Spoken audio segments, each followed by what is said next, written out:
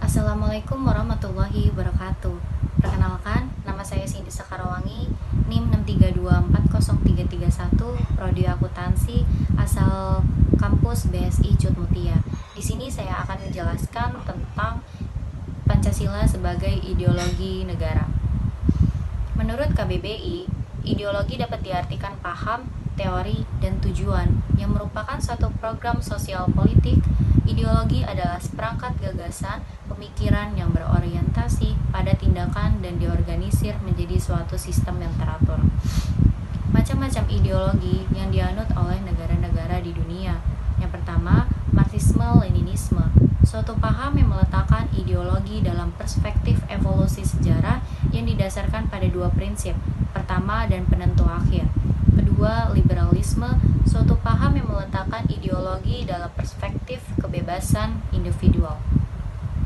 Yang ketiga, sosialisme, suatu paham yang meletakkan ideologi dalam perspektif kepentingan masyarakat.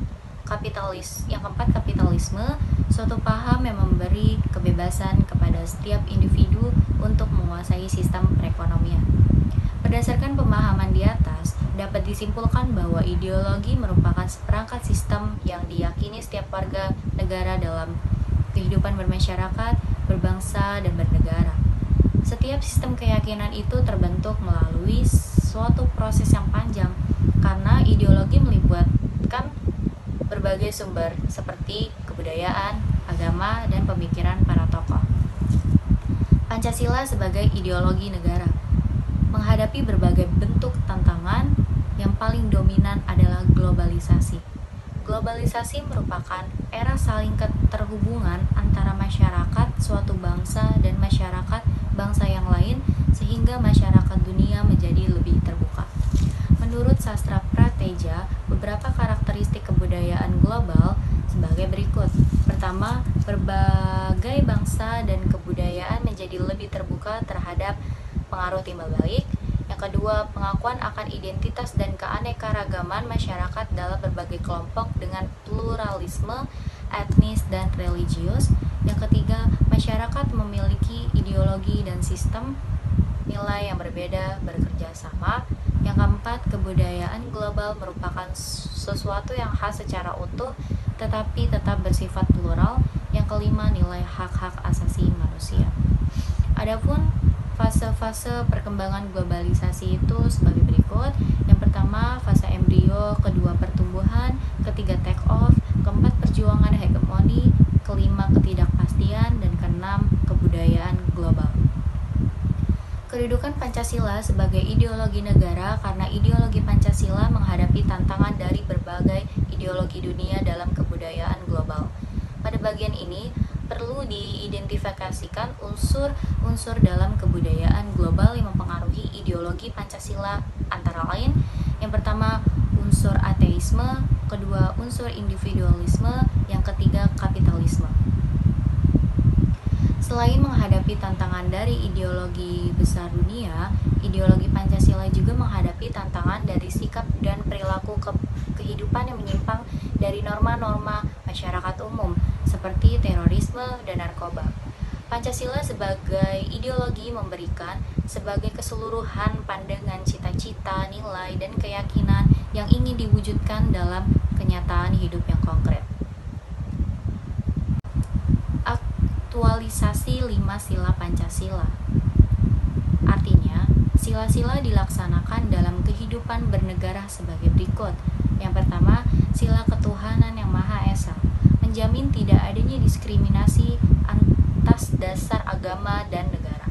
Kedua, sila kemanusiaan yang adil dan beradab, menjadi operasional dalam jaminan pelaksanaan hak-hak asasi manusia.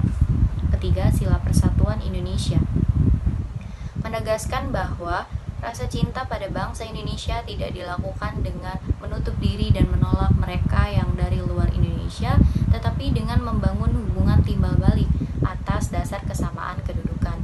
Yang keempat, sila kerakyatan yang dipimpin oleh hikmat kebijaksanaan dalam permusyawaratan perwakilan, berarti komitmen terhadap demokrasi yang wajib disukseskan. Yang kelima, sila keadilan sosial bagi seluruh rakyat Indonesia, berarti pengentasan kemiskinan dan diskriminasi terhadap minoritas dan kelompok-kelompok lemah perlu dihapus dari bumi Indonesia. Pancasila sebagai suatu ideologi bersifat terbuka dan dinamis, yang berarti tidak menutup diri terhadap perubahan yang terjadi dan mengikuti perkembangan zaman tanpa mengubah nilai-nilai yang terkandung di dalamnya. Pancasila sebagai ideologi terbuka memiliki 3 ciri-ciri, yaitu nilai-nilai dan cita-cita yang hendak dicapai berasal dari kekayaan budaya masyarakat itu sendiri. 2. Dasar yang dibentuk bukan merupakan keyakinan ideologis suatu kelompok tertentu, melainkan hasil musyawarah mufakat. Yang ketiga, Pancasila tidak dapat dioperasionalkan secara langsung, melainkan diperlukan penjabaran yang lebih dalam. Pancasila sebagai ideologi negara Indonesia telah memenuhi unsur-unsur yang terkandung dalam sebuah ideologi, yaitu keyakinan hidup, tujuan hidup, dan cara yang dipilih. Dinamika dan tantangan Pancasila sebagai ideologi negara. Dinamika Pancasila sebagai ideologi negara dalam sejarah bangsa Indonesia memperlihatkan adanya pasang surut dalam pelaksanaan nilai-nilai Pancasila. Ideologi negara mengalami pasang surut dengan ditandai beberapa hal, seperti enggannya para penyelenggara negara mewacanakan tentang Pancasila. Bahkan, berujung pada hilangnya Pancasila dari kurikulum nasional. Meskipun pada akhirnya timbul kesadaran penyelenggara negara tentang pentingnya pendidikan Pancasila di perguruan tinggi. Faktor-faktor yang mempengaruhi Pancasila sebagai ideologi negara adalah faktor eksternal dan faktor internal. Faktor eksternal tersebut diantaranya: 1. Dengan berakhirnya era Uni Soviet, maka Amerika menjadi satu-satunya negara superpower. Kedua, di era keterbukaan informasi, pengaruh kebudayaan global semakin menguat, ditandai dengan masuknya ideologi asing dalam kehidupan berbangsa dan bernegara.